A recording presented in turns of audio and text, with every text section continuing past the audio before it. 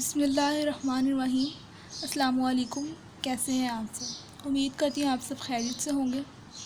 ذی الحج کے مہینے کے نفل آپ لوگوں سے شیئر کرنے لگی ہوں۔ ذی الحج کا مہینہ جیسے شروع ہونے لگا ہے، بہت خاص مہینہ ہے، برکت مہینہ ہے، تو اس کے میں خاص نفل آپ لوگوں سے شیئر کرنے لگی ہوں بہت ہی۔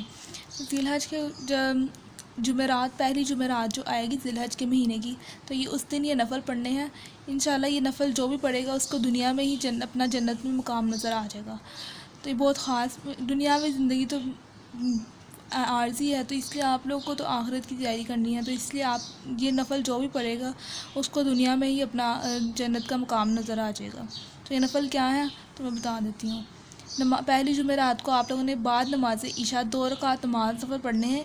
اس طرح پڑھنے ہیں کہ ہر رکعت میں سورہ فاتحہ کے بعد سورہ کوثر 1 مرتبہ پڑھنی ہے اور سورہ اخلاص 1 دفعہ پڑھنی ہے۔ نہایت توجہ سے پڑھنی ہے اور دعائیں کرنی ہے، ٹھیک ہے؟ توجہ آپ لوگ کی بہت زیادہ ہونی چاہیے اور توجہ سے پڑھنی ہے اور پھر دعا کرنی ہے۔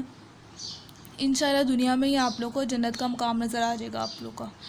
تو مجھے بھی دعا میں یاد رکھیے گا۔ اللہ حافظ۔